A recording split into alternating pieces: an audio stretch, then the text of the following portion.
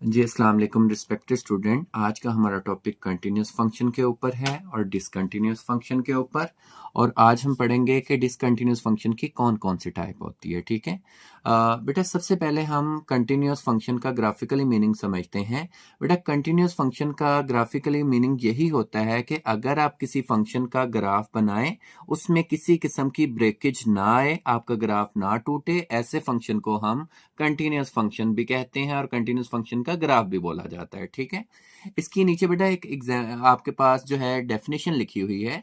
लिखा हुआ है कि a function is continuous at a point x is equal to a if. बेटा, आपने किसी भी फंक्शन को अगर चेक करना है वो कंटिन्यूस है, वो किसी पॉइंट के ऊपर चेक करना है। ठीक है, उसकी सबसे पहले कंडीशन ये होगी कि अगर उस पॉइंट को डायरेक्ट आप फंक्शन में पुट करें तो वो बेटा क्या करनी चाहिए, उसकी वैल्यू एग्जिस्ट करनी चाहिए। वैल्यू एग्जिस्ट करने का मतलब क्या है? The value of function should be defined. Defined mean कोई भी आपके पास पर्टिकुलर वैल्यूज आनी चाहिए, ऐसी वैल्यूज जिसको आप जानते हो। इसकी बेटा दूसरी कंडीशन ये होती है कि limit of a function must be exist. Limit of a function must be exist का मतलब ये होता है कि अगर आप फंक्शन की लेफ्ट हैंड लिमिट निकालें, राइट हैंड लिमिट निकालें, वो दोनों बराबर होनी चाहिए। ठीक है, अगर बेटा ये दोनों कंडीशन सेटिस्फाई हो जाती है तो फिर तीसरी कंडीशन आती है कि जो आपने फंक्शन डिफाइन की वैल्यू चेक की होती है एफ ऑफ ए। ठीक है, और जो आपने लेफ्ट हैंड लिमिट निकाली है, आपने राइट हैंड लिमिट निकाली है, इन तीनों का आंसर जो है वो बराबर होना चाहिए। अगर इनमें से किसी एक का भी आंसर बराबर नहीं होता तो आपका फंक्शन कंटिन्यूअस नहीं होगा। कंटिन्यूअस के लिए जरूरी है कि तीनों का आंसर बेटा जो है वो सेम होना चाहिए। जी बेटा, नेक्स्ट हम एक एग्जांपल देखेंगे जिसके अंदर हम फंक्शन की कंटिन्यूटी चेक करेंगे किसी particular point x is equal to 2। ठीक है, बच्चे इसमें कंटिन्यूटी चेक करने का मतलब ये होगा कि हमने जो तीन कंडीशन पढ़ी हैं जिसके अंदर फंक्शन डिफाइन होता है, left hand limit, right hand limit, हम इसकी तीनों कैलकुलेट करेंगे। अगर तो वो तीनों बराबर होंगी फंक्शन कंटिन्यूस होगा इस पॉइंट के ऊपर। अगर बेटा वो तीनों बराबर नहीं होंगी तो हम कहेंगे फंक्शन कंटिन्यूस नहीं है। ठीक है, तो सबसे पहला काम जो होता है बेटा वो हमने फंक्शन डिफाइन देखना होता है। तो फंक्शन डिफाइन कहां पर देखते हैं बेटा? जहां पर इक्वालिटी का साइन होता है वो फंक्शन हम यूज करते हैं फंक्शन डिफाइन के लिए। तो इसमें देखिएगा, अब ये वाली बेटा जो लिमिट लिखी हुई है, ये अगर हम इसको पढ़ें तो x greater than equal to 2, यानी कि इक्वल का वर्ड इसमें आ रहा है। जब फंक्शन डिफाइन आपने चेक करना है तो आपने ये वाला फंक्शन जो है लेना है। ठीक है, हम यहां पर लेंगे फंक्शन डिफाइन के लिए लिमिट x अप्रोचेस टू बेटा 2, क्योंकि 2 के ऊपर चेक करना है, f ऑफ x, और यहां पे लिखेंगे लिमिट x अप्रोचेस टू 2। अभी मैंने बात बताई है फंक्शन डिफाइन के लिए इक्वालिटी का साइन देखना है, वो यहां पे है। इसके लिए फंक्शन आपने ये वाला यूज करना है। हम लिखेंगे 3x माइनस 1। तो इसके अंदर बेटा जहां पर x है उसकी जगह पर आपने इसकी वैल्यू को पुट कर देना है। ठीक है, जब हम इसको सॉल्व करेंगे तो इसका आंसर आ जाएगा 5। इट्स मीन डैट कि f2 का जो आंसर आया है वो आया है 5। ठीक है, इसी तरह से बेटा अब हमने जो है इसकी लेफ्ट हैंड लिमिट और राइट हैंड लिमिट जो है कैलकुलेट करनी है।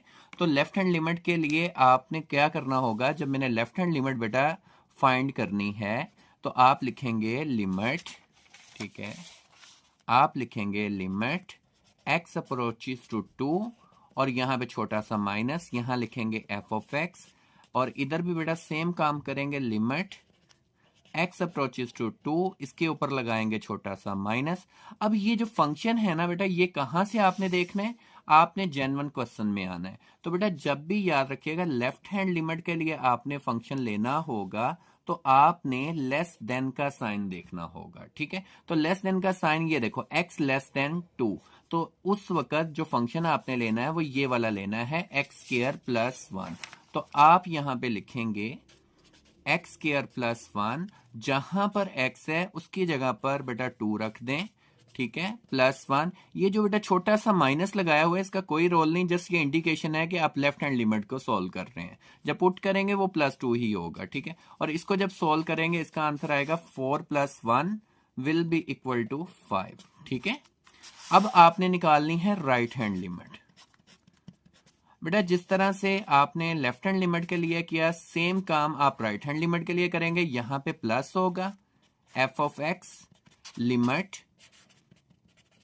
x अप्रोचेस टू 2, इसके ऊपर छोटा सा प्लस होगा, ठीक है। अब जो फंक्शन इस्तेमाल होगा, आपने इधर जाना है मेन क्वेश्चन में, वहां पे राइट हैंड लिमिट के लिए जो फंक्शन लेंगे आपने ग्रेटर देन का साइन देखना है। तो ग्रेटर देन का साइन यहां पे आ रहा है, तो उस वक्त जो फंक्शन आपने अगेन लेना है वो लेना है 3x माइनस 1।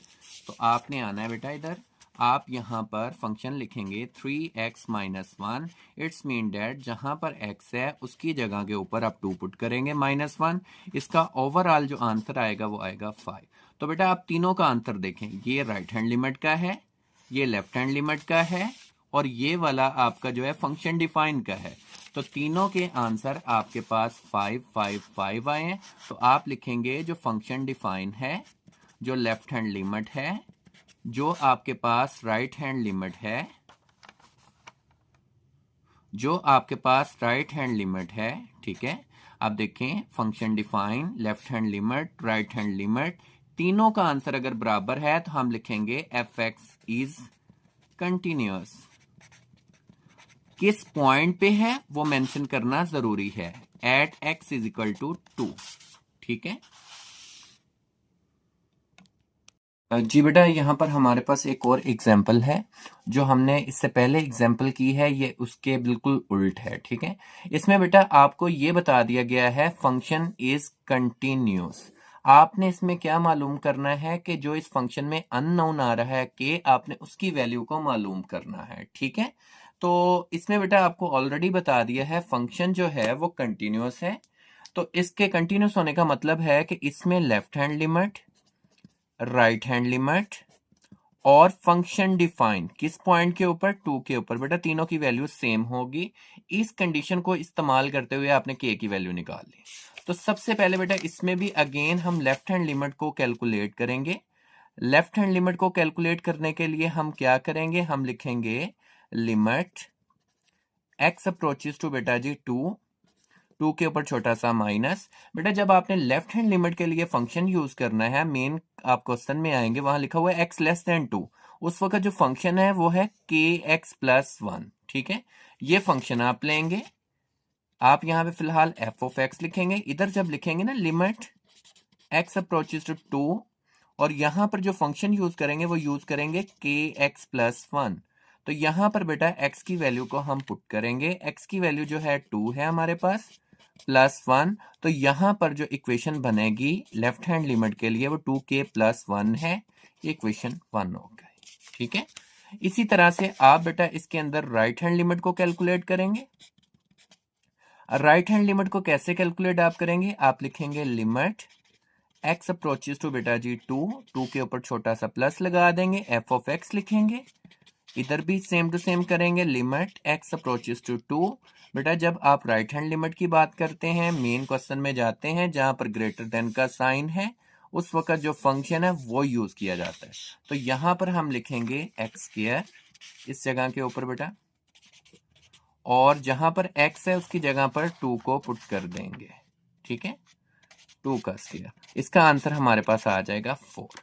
बेटा according to given condition function जो है वो कंटिन्यूअस है। कंटिन्यूअस का मतलब है left hand limit right hand limit दोनों क्या होने चाहिए, बराबर। तो आप इन दोनों को बराबर रखेंगे, आप लिखेंगे जो लेफ्ट हैंड लिमिट का आंसर है वही राइट हैंड लिमिट का आंसर है। ये कंडीशन उसने बता दी है हमें।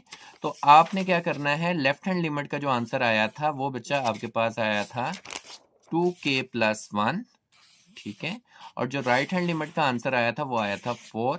इन दोनों को आप बराबर रखेंगे, आप लिखेंगे 2k प्लस 1 जो है लेफ्ट हैंड लिमिट का था, राइट हैंड लिमिट का 4 आया। इसको सॉल्व कीजिएगा, 2k 1 इधर आके माइनस हो जाएगा, 2k इज इक्वल टू 3, और यहां पर k की वैल्यू बेटा आ जाएगी 3/2। जी बेटा नेक्स्ट हमारे पास आ गया है डिसकंटिन्यूअस फंक्शन। तो डिसकंटिन्यूअस फंक्शन का मतलब बेटा सिंपल वही है कि अगर left hand limit right hand limit और फंक्शन डिफाइन तीनों का आंसर जो है वो बराबर ना आए तो उस वक्त जो फंक्शन होगा वो डिसकंटिन्यूअस होगा। इसकी डेफिनेशन लिखी हुई है, a function is discontinuous when it breaks one of continuity condition. के कंटिन्यूअस की जो आपके पास 3 कंडीशन है, अगर इसमें से एक भी फुलफिल नहीं हो रही होगी उस वक्त आपका फंक्शन जो होगा वो डिसकंटिन्यूअस होगा। ठीक है, तो बेटा डिसकंटिन्यूअस की आपके पास डिफरेंट किस्म की टाइप्स हो सकती हैं। ठीक है, उसमें से सबसे पहले जो है आपके पास डिसकंटिन्यूअस फंक्शन की टाइप, वो है रिमूवेबल डिसकंटिन्यूटी। ठीक है, रिमूवेबल डिसकंटिन्यूटी का मतलब क्या होता है बेटा, कि इसमें जो है वो लेफ्ट हैंड लिमिट भी आ जाती है, राइट हैंड लिमिट भी आ जाती है, लेकिन जब फंक्शन डिफाइन की वैल्यू चेक करते हैं उस वक्त वो हमें अननोन वैल्यू दे रहा होता है। ठीक है, अनडिफाइंड वैल्यू दे रहा होता है। ठीक है, तो यानी कि ये एग्जैक्ट उस पॉइंट के ऊपर जो है वो कंडीशन फुलफिल नहीं करती, वहां पर आंसर अनडिफाइंड देती है, बट लेफ्ट हैंड लिमिट भी आ जाती है इसके अंदर, राइट हैंड लिमिट भी आ जाती है। इसकी एग्जांपल मैंने यहाँ पे लिखी हुई है, और डेफिनेशन भी कहते हैं limit exist but function value is missing or different. बेटा लिमिट एग्जिस्ट का मतलब वही है कि left hand limit right hand limit आपकी निकल आती है इसके अंदर से और वो दोनों बराबर होती हैं, लेकिन एग्जैक्ट फंक्शन की वैल्यू जो है वो नहीं निकल रही होगी। तो यहाँ पर एक एग्जांपल लिखी हुई है, जब भी बेटा ऐसी कंडीशन होगी जिस तरह से f x is equal to x square minus 1 over x minus 1, ये आपको पता है कि ये बेटा सॉल्व हो जाता है आगे ना, एक बार इसको प्लस में लिखो एक बार माइनस में लिखो। ठीक है, तो ये रिमूव हो गया इधर से, जो आपको बेटा तंग कर रहा था ना x माइनस 1, तो वो यहां से निकल जाएगा। ये बेटा जस्ट एंड जस्ट फंक्शन इस्तेमाल होगा लेफ्ट हैंड लिमिट के लिए और राइट हैंड लिमिट के लिए, लेकिन एग्जैक्ट 1 के लिए यही फंक्शन इस्तेमाल होगा। अगर आप इसमें एग्जैक्ट 1 को पुट करेंगे तो ये आपको अनडिफाइंड दे देगा, इस वजह से इसको बोला जाता है रिमूवेबल डिसकंटिन्यूटी या होल डिसकंटिन्यूटी। ठीक है, कि ये एक पॉइंट के ऊपर जो है वो सेटिस्फाई नहीं करती, बाकी तकरीबन सारे पॉइंट पे ये जो है वो सेटिस्फाई होती है। अब बेटा डिसकंटिन्यूटी की सेकंड टाइप है हमारे पास जंप डिसकंटिन्यूटी। जंप डिसकंटिन्यूटी बेटा क्या होती है, ये बेटा आपके पास ऐसा होता है कि जब आप इसके अंदर लेफ्ट हैंड लिमिट और राइट हैंड लिमिट निकालते हैं दोनों का आंसर बराबर नहीं आ रहा होता है। ठीक है, अगर दोनों का आंसर बराबर नहीं आ रहा है तो उसमें जंप आएगा, गैप आएगा, जब गैप आता है तो बेटा वो डिसकंटिन्यूअस हो जाता है। ठीक है, इसकी डेफिनेशन लिखी हुई है, graph suddenly jump from one value to another. ठीक है, इसकी कंडीशन क्या होती है, कैसे आप देखते हैं कि अगर left hand limit right hand limit दोनों बराबर नहीं होगी तो वो बेटा आपकी जंप डिसकंटिन्यूटी होगी। और ये कैसे फंक्शन में पाई जाती है, ये पीस वाइज फंक्शन में पाई जाती है। ठीक है, जिस तरह से मैंने ये एग्जांपल यहाँ पे लिखी भी हुई है, मैंने एक फंक्शन लिखा है, वो 1 देता है जब बेटा आपके पास x की वैल्यू लेस देन 0 होती है, 3 उस वक्त आंसर देता है जब x की value greater than equal to 0 होती है। ठीक है, अगर मैं ये देखूं, ये देखो मेरे पास जब 0 है, 0 इस पूरे के ऊपर बेटा x की वैल्यू जो है वो 0 है। ठीक है, आप देखें जब ये बेटा 0 से बड़ी वैल्यू देता है, यानी कि ये पॉजिटिव x एक्सिस की तरफ मूव करेगा, तो ये हमेशा आंसर देता जाएगा 3, और जब बेटा 0 से छोटी वैल्यू इसके अंदर पुट करेंगे तो ये आंसर देता जाएगा 1। ठीक है, आप देखें कि ये वाला इसके अंदर जो है गैप आया है, डायरेक्टली 1 से ये 3 के ऊपर चला गया है, तो यहाँ पे जंप आया है, इस वजह से इसका नाम बेटा जंप डिसकंटिन्यूटी है। इसकी आखिरी टाइप रह गया बेटा, वो है इनफाइनाइट डिसकंटिन्यूटी। ठीक है, इनफाइनाइट डिसकंटिन्यूटी का मतलब ये है कि ना तो उसमें लेफ्ट हैंड लिमिट निकल सकती है, ना राइट हैंड लिमिट निकल सकती है, ना फंक्शन डिफाइन होता है, वो हमेशा उस पॉइंट के ऊपर जो होगा वो डिसकंटिन्यूस ही होगा। देखो ना बेटा ये सॉल्व हो सकता है function 1 over x minus 2, exact उस पॉइंट पे भी ये डिसकंटिन्यूस है और इसके आसपास भी ये क्या होगा, डिसकंटिन्यूस होगा, इसमें से कभी भी डिसकंटिन्यूटी जो है वो नहीं निकलेगी। ठीक है, तो इसका हमेशा आंसर क्या रहेगा, अनडिफाइन ही रहेगा। ये बेटा हमारे पास 3 किस्म की डिसकंटिन्यूटी थी, जिसके अंदर सबसे पहले हमने जो है वो डिस्कस किया था होल डिसकंटिन्यूटी या रिमूवेबल डिसकंटिन्यूटी, फिर जंप डिसकंटिन्यूटी, और एंड पे हमने इनफाइनाइट डिसकंटिन्यूटी।